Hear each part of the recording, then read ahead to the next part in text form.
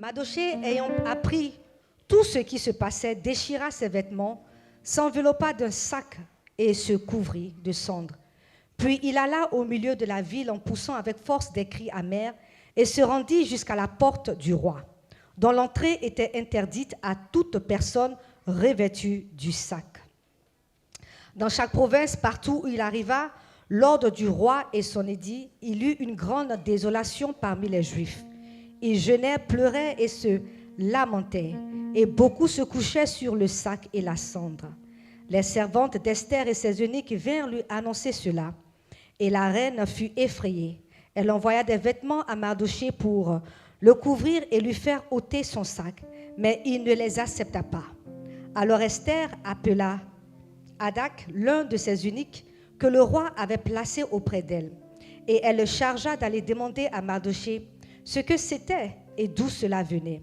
Hadak se rendit vers Mardochée sur la place de la ville, devant la porte du roi, et Mardochée lui raconta tout ce qui lui est arrivé, et lui indiqua la somme d'argent qu'Aman avait promis de livrer au trésor du roi en retour des massacres des Juifs. Il lui donna aussi une copie de l'édit, publié sans sus en vue de leur destruction, afin qu'il le montrât à Esther et lui fit tout connaître. Et il ordonna qu'Esther se rendît chez le roi pour lui demander grâce et l'implorer en faveur de son peuple. Hadak vint apporter à Esther les paroles de Mardochée. Esther chargea Hadak d'aller dire à Mardochée: tous les serviteurs du roi et le peuple des provinces du roi savent qu'il existe une loi portant peine de mort contre quiconque, homme ou femme, entrer chez le roi dans la cour intérieure sans avoir été appelé. Celui-là, seul a la vie sauve, à qui le roi tend le sceptre d'or.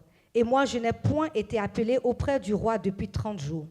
Lorsque les paroles d'Esther eurent été apportées à Mardochée, Mardochée fit répondre à Esther: ne t'imagine pas que tu échapperas seul d'entre tous les Juifs parce que tu es dans la maison du roi. Car si tu te tais maintenant, le secours et la délivrance surgiront d'autre part pour les Juifs, et toi et la maison de ton père vous périrez. Et qui sait si ce n'est pas pour un temps comme celui-ci que tu es parvenu à la royauté.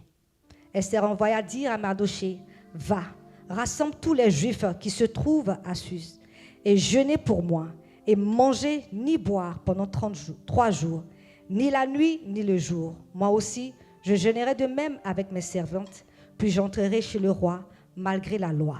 Et si je dois périr, je périrai. Mardochée s'en alla et fit tout ce qu'Esther lui avait ordonné. Alléluia. Seigneur, je te bénis. Je te rends toute la gloire, Seigneur. Éternel, je prie que je décroisse et que toi-même tu croisses. Que cette parole éternelle qui sort de ma bouche soit une parole, Seigneur, oui, qui parle à ton peuple, qui guérit ton peuple, qui dirige ton peuple, pour ta seule gloire, Seigneur, au nom puissant de Jésus-Christ. Amen. Alléluia. Le titre de mon message ou du message, c'est « Un temps comme celui-ci ». Est-ce que quelqu'un peut dire « Un temps comme celui-ci » Vous savez, des fois, je ne sais pas si vous êtes comme moi, hein, mais il y a des moments où moi-même je me dis « Ah, je devais être peut-être né quand Abraham était là, dans l'époque d'Abraham, à l'époque d'Esther, à l'époque de Sarah et tout ça. » Parce que le temps où nous sommes là, c'est too much for me. C'est trop. C'est trop. Et je me dis que peut-être à leur époque là, c'était trop simple. C'est vrai, peut-être qu'ils avaient des difficultés, mais je ne pense pas que c'était comme pour nous à cette époque. Et donc, des fois, je me vois être là-bas avec les habits, tu vois, les sandales. Là, on met trop les talons, ça fait mal au dos. Il y a trop de make-up finalement, même, on ne voit même plus ta beauté même. Mais avant, là-bas, je me dis que c'était vraiment simple. Et sérieusement, je voulais vraiment vivre là-bas, à cette époque. Mais c'est Dieu qui a permis, c'est Dieu qui connaît tout. Alléluia. Est-ce qu'il y a des personnes qui pensent un peu comme moi? Merci. Mais heureusement, je pensais que j'étais la seule strange. Et la petite dit aussi, toi, tu as quel âge et puis tu vas aller vivre à l'époque d'Abraham? Alléluia. Mais juste pour dire au fait, bien-aimé, c'est vrai. Des fois, nous vivons des moments de défi. Alléluia. Nous vivons des moments difficiles. Ou même des moments de confusion. Mais juste, je veux dire à quelqu'un que c'est Dieu qui a permis que tu sois là. Et ce n'est pas un hasard. Pourquoi il n'a pas fait à l'époque d'Abraham? Pourquoi il n'a pas fait peut-être à l'époque de tes parents? Mais il a permis que toi, tu sois en ce temps-là. Maintenant là, l'église où tu es, Harvest Tipi où tu es, c'est Dieu qui a permis. La maison où tu te trouves, c'est Dieu qui a permis. Le travail que tu as, c'est Dieu qui a permis. Je dis les frères et sœurs que tu as, c'est vrai que des fois on se plaint de nos frères et sœurs, c'est Dieu qui a permis cela. Il n'y a pas d'hasard avec le Seigneur. Il n'y a pas d'hasard. Alléluia. C'est pourquoi je suis venu dire à quelqu'un que je veux t'encourager à accepter cela. Moi là, j'ai été un peu trouble. J'ai dit, ah Seigneur, mais j'ai accepté. Après ce message-là, pendant que j'étais en train de faire le message, j'ai accepté que je ne devais même pas être au moment d'Abraham, que je devais être dans ce temps comme celui-ci. Parce que Dieu a un plan. Parce que Dieu planifie toutes choses. Et je suis là et tu es là pour un but spécifique. Tu es là pour un but spécifique. Alléluia. C'est vrai que des fois on ne peut pas comprendre ou bien on ne voit pas la main de Dieu dans les situations que nous traversons. Mais il faut que nous apprenions à avoir confiance en celui-là. Avoir confiance en Dieu et à sa volonté. Avoir confiance en Dieu et à ses desseins. Et aussi, de faire aussi l'appel que Dieu nous appelle de faire. Alléluia. Nous sommes tous appelés à un appel vraiment différent. Le pasteur, il est pasteur. Il y a d'autres qui ne sont pas appelés à être pasteurs. Mais nous sommes tous appelés d'une manière ou d'une autre. Et tout ça, c'est pour l'avancement du royaume de Dieu. Alléluia. Parce que la Bible dit, allons dans toutes les nations. Il n'a pas dit pasteur, il n'a pas dit évangéliste. Il a dit allons dans toutes les nations. Donc tu as un appel qui est d'aller dans toutes les nations. En ce temps-ci, bien-aimé, le Dieu que nous servons est un Dieu de temps et de circonstances. Qui sait cela? Ecclésiaste même le dit très bien. Dans le chapitre 3, au verset 1, où il dit qu'il y a un temps pour tout. Un temps pour toutes choses sous les cieux. Il y a un temps pour tout, un temps pour pleurer, un temps pour se réjouir, un temps pour aimer, j'ai dit il y a un temps pour tout. Ce qui veut dire que Dieu est au contrôle de tout. Il est souverain. Il est Dieu. Il est omniscient dans le sens où il connaît toutes choses. Donc il est au contrôle de tout. C'est pourquoi il est le Dieu des temps et des circonstances. Donc si tu es là en ce temps-ci, c'est parce qu'il a prévu cela. Il a planifié cela. Donc, ayons confiance en ce Dieu-là. Bien-aimés, c'est vrai que dans ce temps où nous sommes, il y a beaucoup de choses qui se passent. Tu regardes la télévision, vraiment, moi je ne regarde plus les nouvelles. Hein, parce que quand je regarde les news, moi en tant que mère, j'ai peur. J'ai peur pour mes enfants. J'ai peur même pour mon mari. J'ai peur même pour ma vie. Parce que les news nous effraient chaque jour. Donc, ce qui fait que je n'ouvre même plus, je ne regarde même pas les news. C'est mon mari qui me dit, ah, tu as entendu? Je dis, ah, ok, gloire à Dieu. Parce que ça me fait peur. Les temps que nous vivons, nous savons bien que ce sont les derniers temps. Nous savons bien que Jésus revient. Mais qu'est-ce que l'Église, nous sommes en train de faire? Nous sommes en train de parler d'une théologie d'évasion au lieu de parler d'une théologie d'union. Nous devons venir tous ensemble en tant qu'Église. Nous devons nous associer ensemble en tant qu'Église pour apporter l'Évangile, pour apporter cette bonne nouvelle de Jésus-Christ. Cette bonne nouvelle d'amour, ce que Christ a fait pour nous. Mais nous sommes en train de se diviser. Nous sommes en train de pouvoir se jalouser. Nous sommes en train de se critiquer au lieu de s'unir. Pourtant, il y a des petits groupes qui revendiquent leurs droits. Il y a des petits groupes qui sont en train de faire des grèves, qui sont en train de faire des marches. Mais nous, l'Église de Dieu, qui sont en un nombre grand, qu'est-ce que nous faisons? Tout ce que nous faisons, c'est nous asseyons dans nos salons et écouter, si tu veux, les nouvelles. Et tout ce que nous faisons, c'est secouer nos têtes comme des approbations pour dire non aux lois qui ont été votées, pour dire non, si tu veux, aux décrets qui ont été dit. Des fois, on se rebelle contre la télévision. La télévision t'a fait quoi? Des fois même, je veux dire qu'on fait un débat avec la télévision. Ils sont en train de juste te donner les nouvelles. Est-ce qu'ils écoutent même ce que tu es en train de dire? Des fois même tu te fâches même. Il y a d'autres même qui cassent leur télévision à cause des nouvelles qui ont été, si tu veux, des lois. Mais au lieu que nous puissions être ensemble, levons-nous, allons à Washington DC. Levons-nous, allons, si tu veux, dans les rues, pour revendiquer, pour parler de Dieu. En ce temps-ci, pourquoi Dieu a permis que tu vis? Pourquoi Dieu a permis que tu naisses en ce temps-ci? Ce temps comme celui-ci. L'heure est arrivée, bien-aimés, que le selfishness là, que c'est all about me, qu'on arrête cela. Parce que Dieu t'a mis ici, ce n'est pas all about you, c'est pour lui. C'est pour lui. C'est pour lui. Alléluia. Bon, j'espère que je ne vous effraie pas. Hein.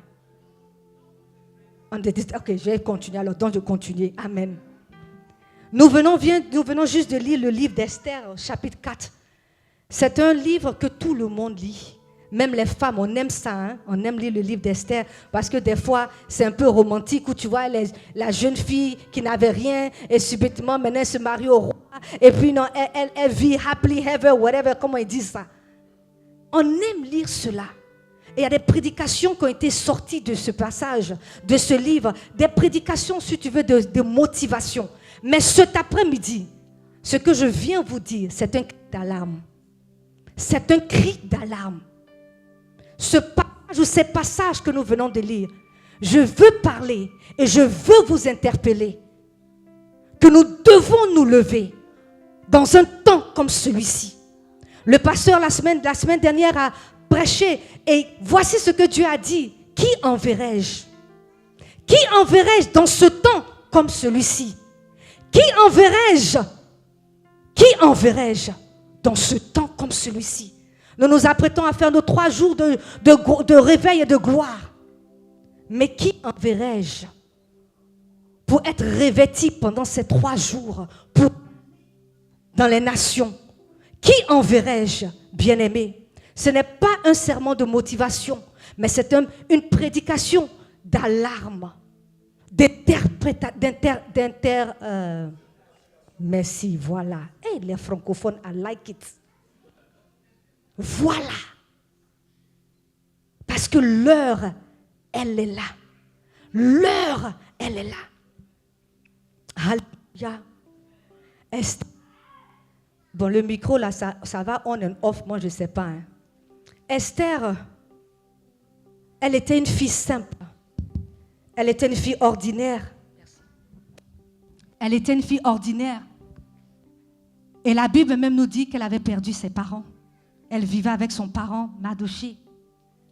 Elle n'avait pas de gloire, elle n'avait pas de richesse. Elle était comme toi et moi. Esther, elle était juive dans un pays étranger. Mais le livre d'Esther nous enseigne beaucoup de choses. Et la première chose que je veux peut-être dire avant de continuer encore, c'est ce que Esther nous enseigne, ce que nous, en tant que chrétiens, et avec le Seigneur, comment nous devons réagir. Alléluia. Comment nous devons marcher. Voici Esther qui vient et son oncle lui dit, voilà, il y a un contest, il faut que tu rentres pour que oui, tu puisses être présenté. Esther n'a pas posé de questions. Esther n'a pas dit, mais mon frère, tu sais très bien que nous sommes juifs. Là-bas où tu m'emmènes, est-ce que tu penses qu'ils veulent que les juifs y partent?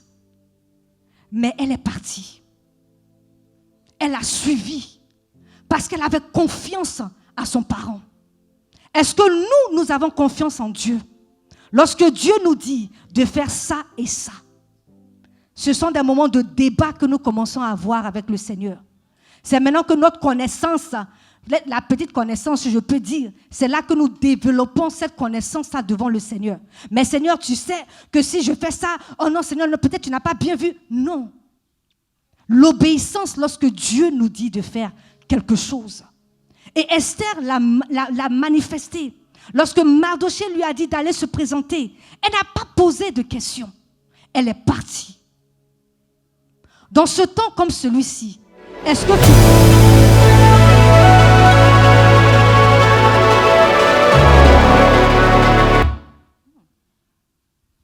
Amen. Ça là, si vous n'êtes pas réveillé là. Amen. Si vous n'êtes pas réveillé, c'est que vraiment, c'est toujours le temps-ci. Merci, merci, merci, ancien. C'est toujours le temps-ci. Si Esther, combien de fois, nous, lorsque le Seigneur nous dit, dans ces temps-ci, de faire certaines choses, et nous débattons avec le Seigneur, au lieu d'obéir, au lieu de suivre, mais nous voulons montrer que nous connaissons plus que le Seigneur. Pourtant, il est Dieu. Pourtant, il connaît toutes choses. La Bible dit que oui, que le plan qu'il a pour nous, c'est un plan de bonheur et non pas de plan de malheur. Est-ce que nous pensons sérieusement que Dieu va nous dire de faire quelque chose pour notre malheur? Est-ce que Mardochée avait disant à Esther d'aller, c'était pour son malheur? Ce n'était pas pour son malheur, c'était pour son bonheur. Et Dieu, c'est ce qu'il nous fait. En un temps comme celui-ci, lorsqu'il nous dit d'aller évangéliser, ce n'est pas pour notre malheur. C'est pour notre bien, pour que nous cultivons cela, pour que nous voyons. Est-ce que toi-même, tu n'es pas content quand il y a une âme qui vit au Seigneur? Est-ce que tu n'es pas content? C'est vrai que les anges se réjouissent, mais toi aussi, tu es content. Donc, il y a quelque chose de bon lorsque nous partons évangéliser. Donc, je vous encourage à aller-y avec les diaconesses, les samedis. La semaine prochaine, le samedi prochain. Aïe, aïe, aïe. Ok, revenons back ici. Mais est-ce que nous faisons cela? Avoir confiance au Seigneur et sur ce qu'il nous dit de faire. Alléluia. Esther, cette jeune fille, en un temps comme celui-ci, elle a été couronnée reine. Elle était assise. Elle était avec le roi, malgré qu'elle était juive, malgré qu'elle était étrangère, malgré que peut-être elle ne connaissait même pas toutes les lois de ce pays. Mais Dieu l'avait élevée. Alléluia. Et Dieu t'élève aussi en un temps comme celui-ci. Mais qu'est-ce que nous faisons? Qu'est-ce que nous faisons? Je suis venue dire à quelqu'un que tu joues un rôle important dans le plan divin de Dieu. En un temps comme celui-ci, tu joues un rôle important dans le plan divin de Dieu. Esther était à une position cruciale. Esther était dans une position importante. Esther était même celle même qui connaissait l'intimité du roi, celle même qui pouvait avoir l'oreille du roi. Esther était à une place importante dans le plan de Dieu. Le Seigneur t'a élevé, le Seigneur t'a mis ici. C'est parce que tu dois jouer un rôle important. Ce n'est pas la peine de venir se plaindre. Pourquoi il n'y a pas du monde? Pourquoi c'est toujours moi? Il t'a mis ici, comme dans ce temps-ci, pour que tu joues un rôle. Bien-aimé, moi, quand j'ai donné ma vie en 2023, ce n'est pas un homme qui m'a dit de venir ici. 2003. Sorry. Voilà, je voulais m'assurer que vous êtes en train d'écouter. Vous écoutez. Amen. En 2003, ce n'est pas un homme qui m'avait dit de venir ici. Moi, je l'ai vu dans le rêve et audiblement, Dieu m'a dit, va dans cette église. C'était pour qu'en ce temps-ci, là, je puisse prêcher, je puisse exhorter, je puisse faire quelque chose pour le Seigneur. Et ça, c'était depuis 2003. Tu joues un rôle important dans le plan divin de Dieu. Ne pense pas que ce rôle appartient seulement, si tu veux, au pasteur. Tu joues un rôle important. Esther n'était pas sacrificatrice. Esther n'était pas sacrificateur. Esther n'était pas pasteur. Esther n'était juste une reine, mais elle jouait un rôle important. En un temps comme celui-ci, tu n'as pas besoin de titres pour pouvoir jouer ce rôle que Dieu veut que tu joues pour sa gloire. Nous sommes trop, si tu veux, associés aux titres. Nous aimons les titres. Et sans titre, nous disons que nous ne jouons pas un rôle. Esther n'avait pas de titre, je vais dire, dans le royaume. En tant que, comme j'ai dit, sacrificateur. Mais elle avait un titre dans ce monde en tant que reine. Donc elle jouait un rôle important. Nous devons être des témoins actifs maintenant, plus des témoins passifs. Des témoins qui posons des actes concrets pour le Seigneur. Au lieu de dormir, au lieu de se plaindre, mais demande au Seigneur, quel est le rôle que tu veux que je joue dans ce temps-ci, dans cette église, dans mon boulot, dans la famille même, quelquefois, comme je dis que tu te plains. Dans ton quartier, quel est le rôle que Dieu veut que tu joues? Parce que tu joues un rôle, tu as un rôle. Tu as un rôle, bien-aimé. Tu n'es pas là pour un hasard. Tu n'es pas là pour venir chauffer les bancs. Tu n'es pas là pour augmenter, si tu veux, le nombre de la population des États-Unis. Tu n'es pas là pour cela. Mais pour jouer un rôle dans le plan, pour le plan de Dieu. Et non pas pour ton plan. Esther était confortable là où elle était en tant que reine. Attends, elle mangeait les caviars. Je sais qu'il y a certains dont on n'a pas mangé caviar, mais c'est ok, ça vient. Elle mangeait les caviars, elle mangeait, si tu veux, de bons mets et tout ça. Elle était confortable. Et voilà, Mardochée lui dit la nouvelle qui est en train de se passer. Et bien sûr, la mère elle a répondu. Elle est en train de dire à Mardochée que je ne veux pas sortir de ma zone de confort. Combien de fois, nous ne voulons pas sortir de notre zone de confort pour un temps comme celui-ci? Nous ne voulons pas jeûner. Tu ne veux pas jeûner pour ta famille pour un temps comme celui-ci parce que tu es confortable là où tu es. Le jeûne même te fatigue. Parce que regarde quand tu regardes la télévision, on te montre un bon burger juste comme ça là. Aïe! C'est difficile. Et tu vas dire que non, que c'est difficile de jeûner aux États-Unis. Bon, il y a d'autres qui vont dire que c'est pour des raisons médicaux. Si c'est vrai, gloire à Dieu. Mais si ce n'est pas vrai, là, ça, c'est entre toi et puis le Seigneur. Mais elle était confortable. Et nous sommes confortables. Pourtant, nous jouons un rôle important dans le plan de Dieu. D'être, si tu veux, séduit ou d'être, comment on dit ce mot-là? Distrait. Arrêtons d'être distrait. Parce que tu joues un rôle important. Et Esther, il a fallu que Mardochée lui donne 2 mots, comme on dit chez nous les Ivoiriens. Quand on te donne 2 mots là, tu te redresses un peu. Pour qu'elle puisse sortir de sa zone de confort. Et faire ce qu'elle devait faire. Parce qu'elle jouait un rôle important. Si Esther n'était pas là, en tant que reine, qui allait aller plaider pour les Juifs? Mardochée ne pouvait même pas parce qu'il était carrément à la porte. On n'allait pas le laisser entrer.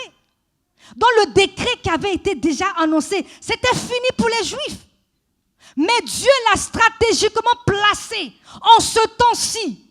Des fois, je me dis, Seigneur, peut-être même, je ne vais pas dire que c'est Dieu qui a tué ses parents. Hein. Je n'ai pas dit ça. Parce que je me dis que si ses parents étaient en vie, elle allait être mariée en ce moment. Mais elle n'a pas été. Elle était seule.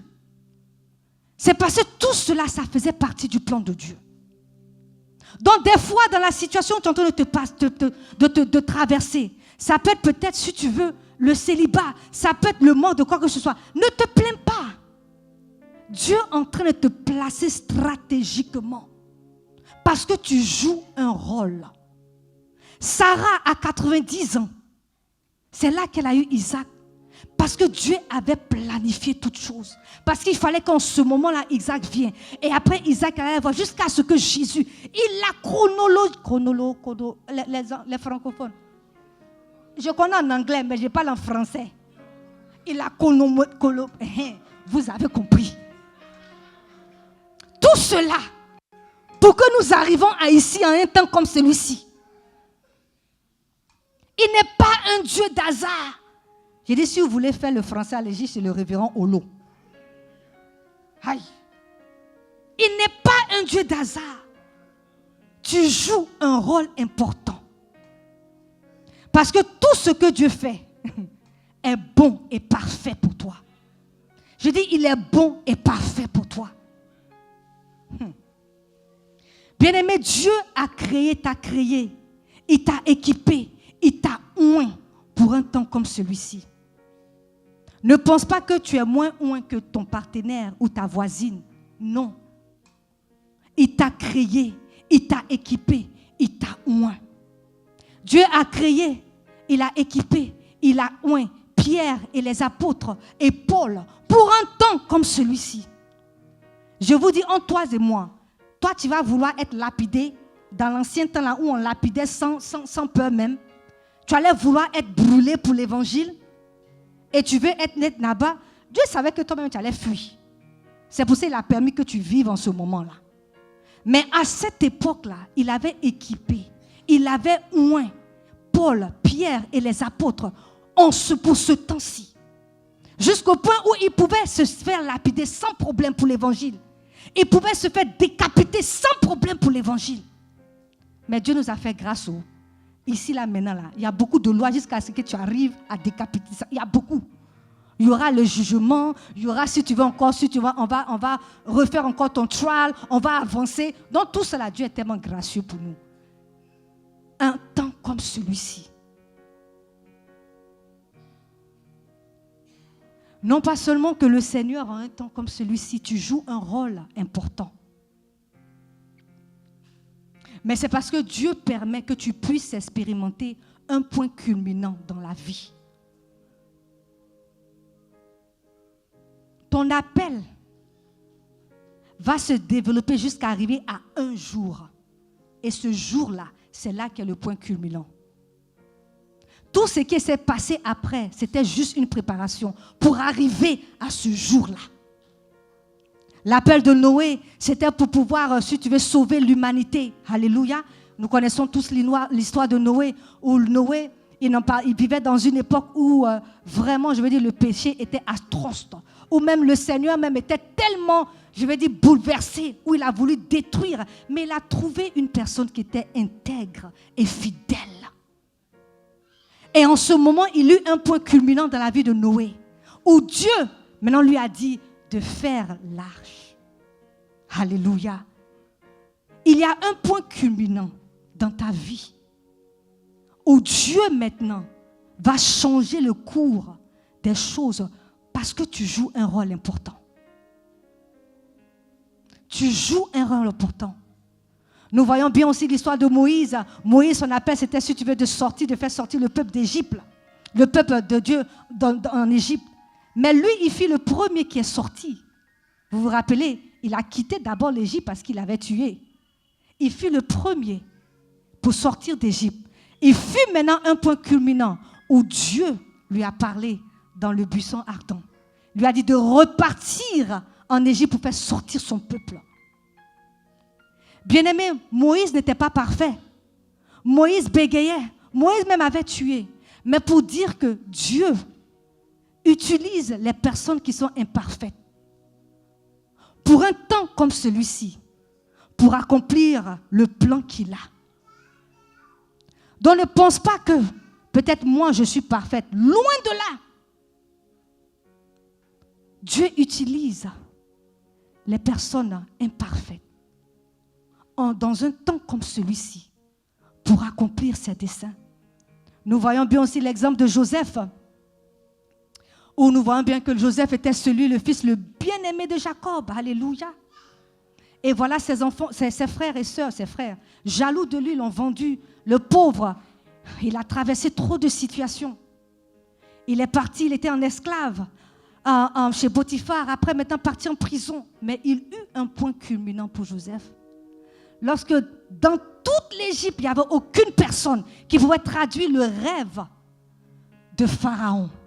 Et c'est là que Joseph a été utilisé pour jouer ce rôle que Dieu voulait qu'il joue. Et il a sauvé une nation, la nation d'Égypte, de la famille, d'autres nations et même sa propre nation.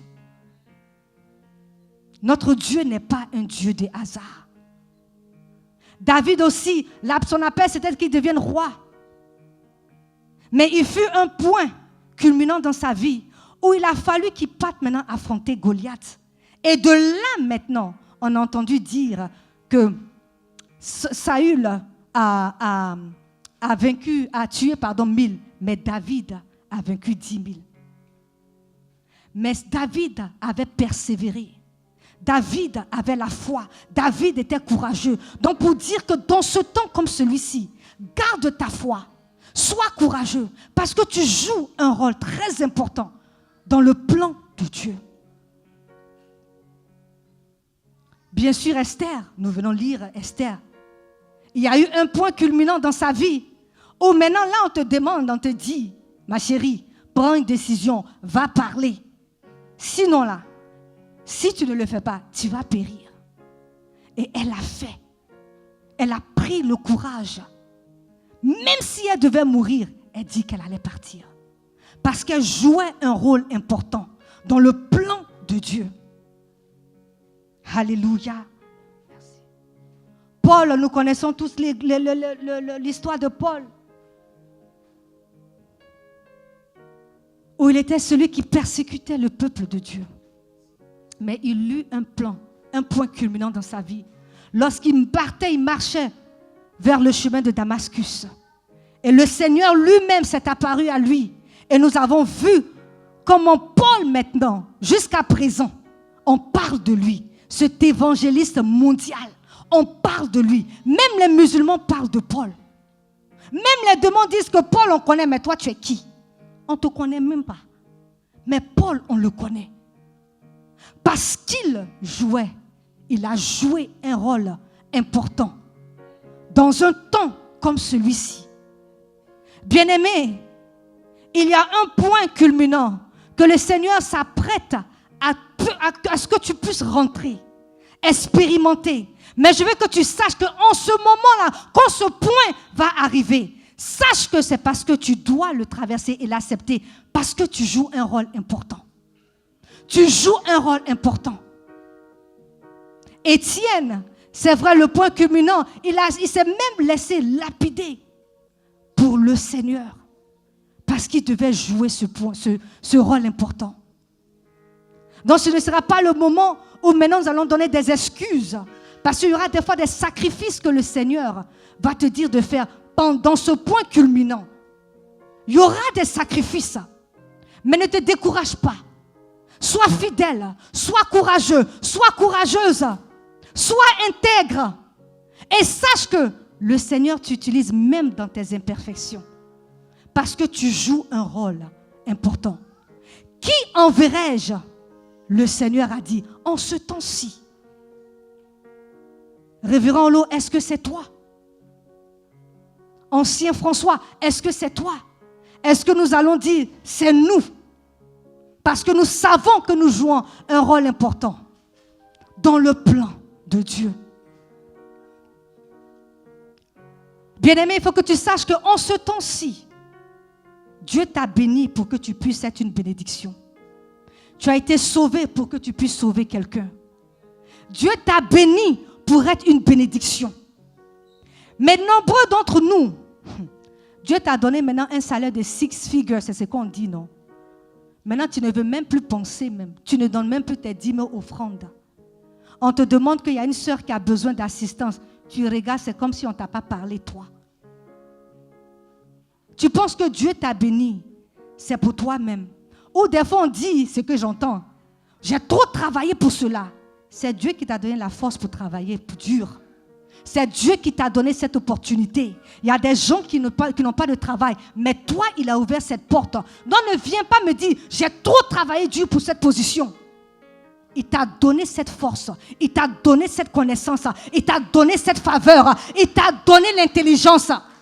C'est pour que tu puisses être une bénédiction pour quelqu'un d'autre. Une bénédiction pour le corps du Christ. On est en train de parler de pouvoir acheter, si tu veux, le building. Please, sois cette bénédiction. Sois cette bénédiction. Ce n'est pas d'acheter les Gucci. Ce n'est pas d'acheter seulement. Je n'ai pas dit que c'est mauvais. Parce que moi-même, j'achète aussi. Aïe, moi-même, j'achète aussi, donc. Il faut des fois se faire plaisir. Aïe, j'achète aussi.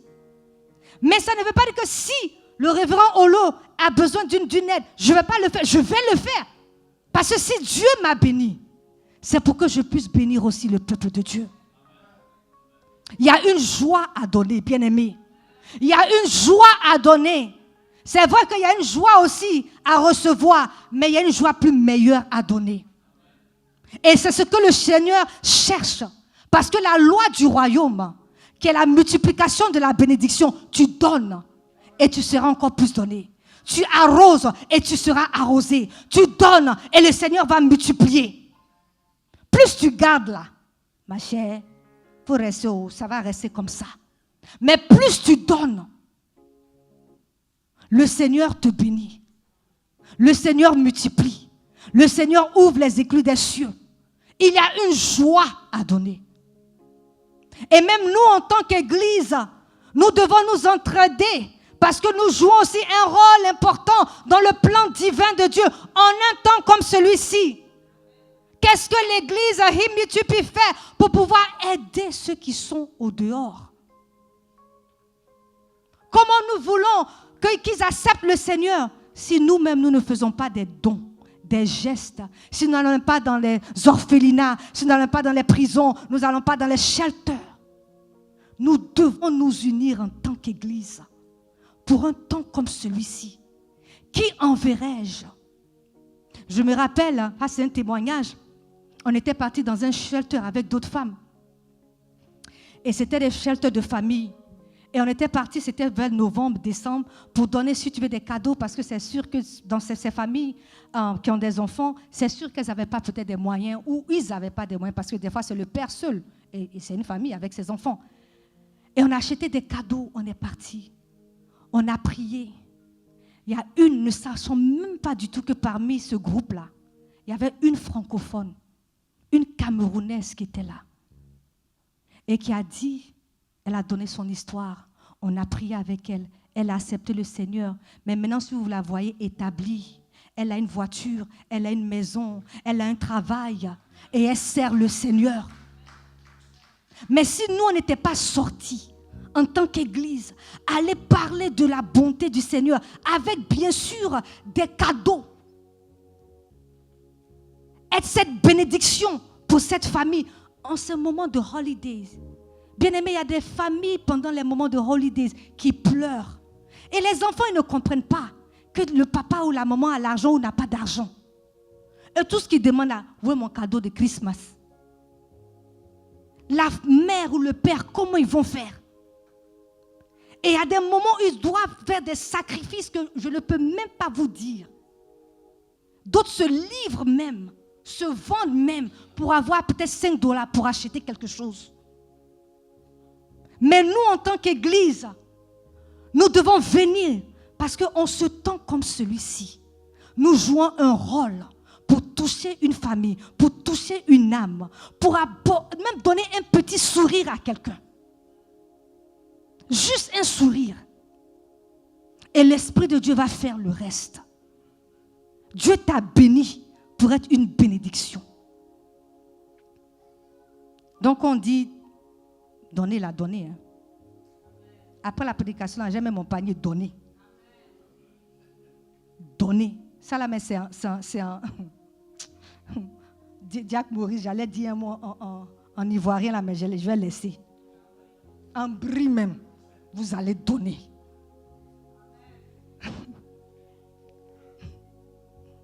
Tu es béni pour être une bénédiction en un temps comme celui-ci. Parce que tu joues un rôle. Alléluia.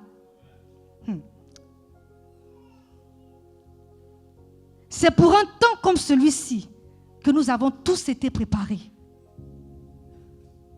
C'est un temps comme celui-ci que Dieu te permet d'être une bénédiction pour des enfants. Il y a des femmes qui font des dons pour des enfants. C'est pour un temps comme celui-ci. Parce qu'il y a des enfants qui manquent d'amour. Il y a des enfants qui manquent même, si tu veux, de diapers. Des enfants qui manquent de petits soins que nous avons. Pour un temps comme celui-ci. C'est pour un temps comme celui-ci que Dieu t'a mis dans cette église pour apporter la bonne nouvelle aux rejetés. Il y a des gens qui sont rejetés. Mais tu es là, dans ce temps comme celui-ci, pour leur montrer l'amour, la compassion, la vérité, pour leur montrer cela. Pour un temps comme celui-ci, que peut-être tu peux te dire que tu as souffert, parce que ta souffrance est un témoignage pour quelqu'un d'autre. C'est pour un temps comme celui-ci que tu passes par des tribulations pour que tu puisses être un témoignage pour quelqu'un. Pour un temps comme celui-ci. toute chose, toute étape de ta vie joue un rôle important dans le plan de Dieu. J'ai dit, toute étape de ta vie joue un rôle important. Il n'y a pas une étape qui va dire que non, cette fois-ci, tu es en pause. Et l'étape après, maintenant, tu n'es plus en pause. Toute étape dans notre vie, nous jouons un rôle important dans le plan de Dieu. Nous venons de l'Afrique. Nous avons quitté l'Afrique. Nous sommes venus ici. Pourquoi Dieu? C'est une étape. Mais quand tu étais là-bas, Dieu t'a utilisé pour être une bénédiction. Tu es ici maintenant, Dieu t'utilise pour être une bénédiction. C'est pourquoi je dis, toute étape de notre vie joue un rôle important pour le plan de Dieu. Et voici Mardochée qui dit à Esther,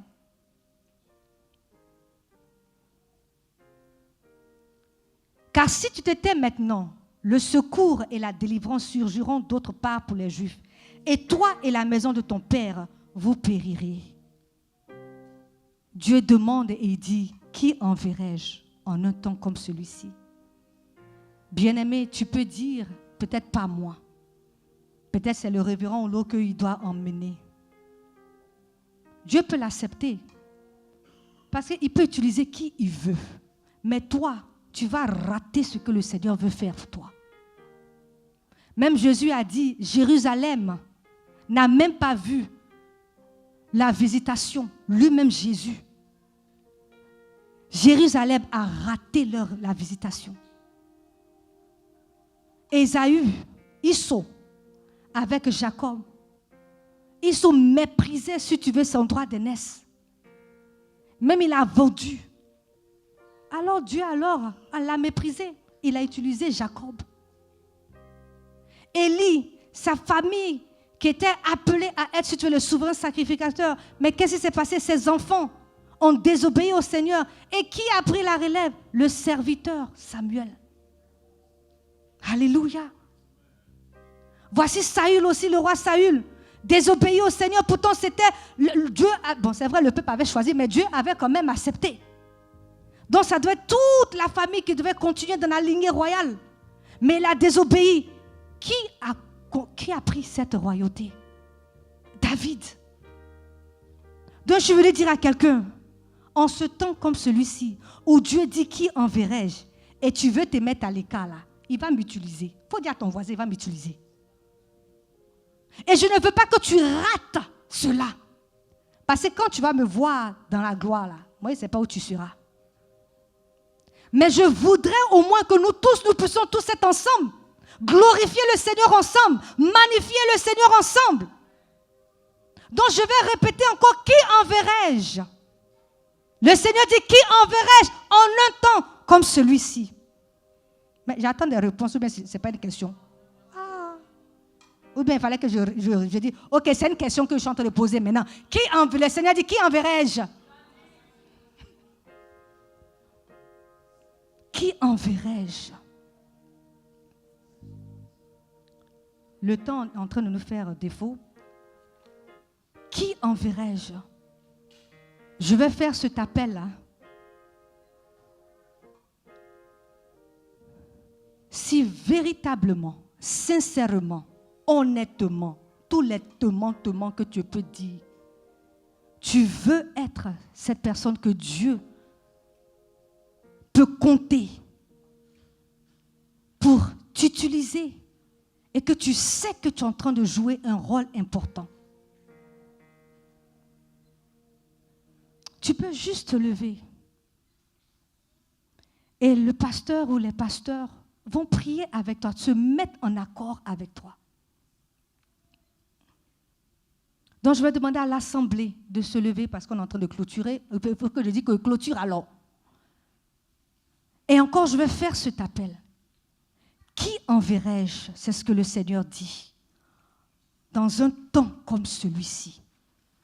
Sachant que tu joues un rôle important. Et que tu veux toi-même jouer ce rôle important. Dans le plan divin. Le plan de Dieu.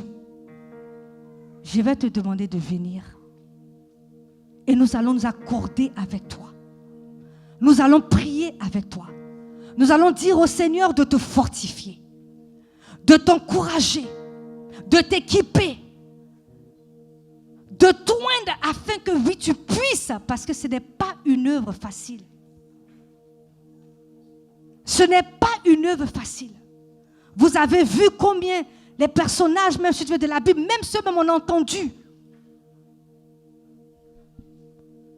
qui ont dit qu'ils voulaient faire, qui se sont portés volontaires pour l'appel de Dieu, pour le plan que Dieu a pour eux.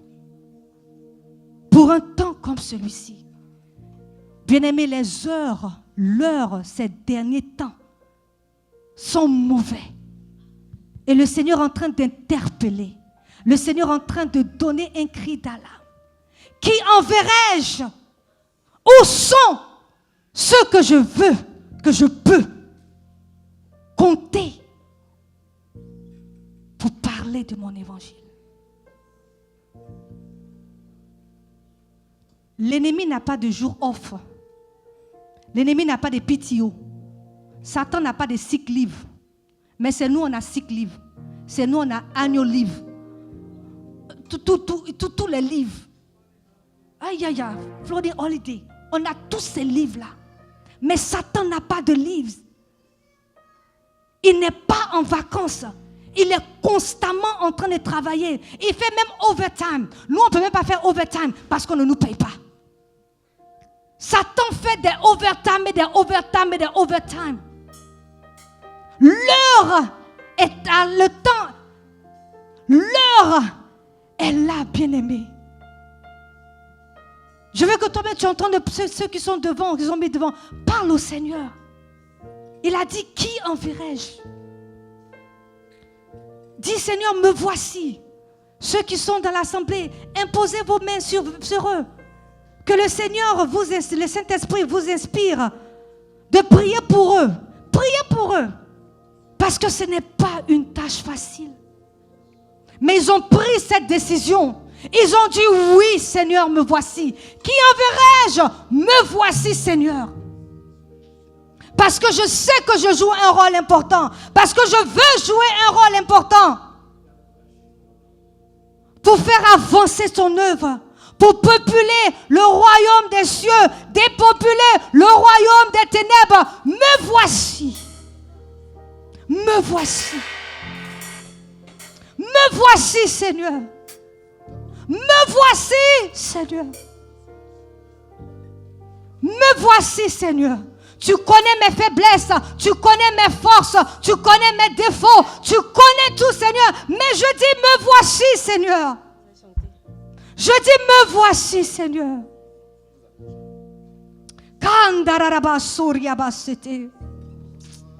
Ah, rabababa. En ce moment, ça c'est un one-on-one avec le Seigneur que vous êtes en train d'avoir. C'est un one-on-one avec le Seigneur. Rimakaterebosata. Que tu parles de la profondeur et de la sincérité de ton cœur. Me voici, Seigneur. Kimandarabasuria bakonderebosata. Rebobokoterebosata. Ah, je dis, me voici, Yahweh. Kenderebosata. Ah, je vais demander au révérend Olo, la révérende Annabelle, le pasteur Olo, le pasteur Jean-Pierre, de venir.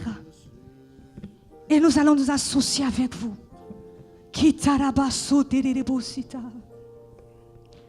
Je dis oui, oui, oui.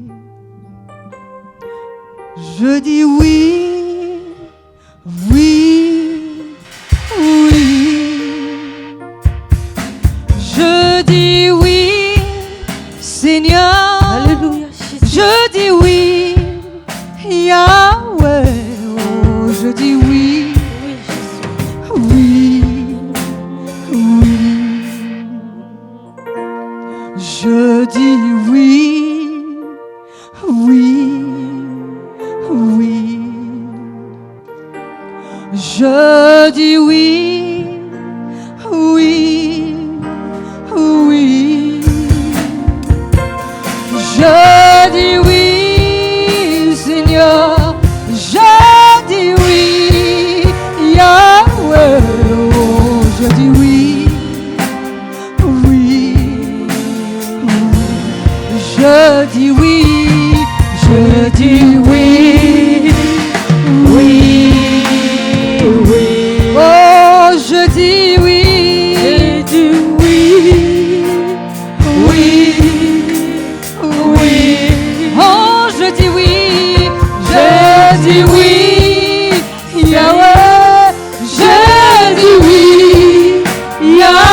Yahweh, je dis oui, oui, oui.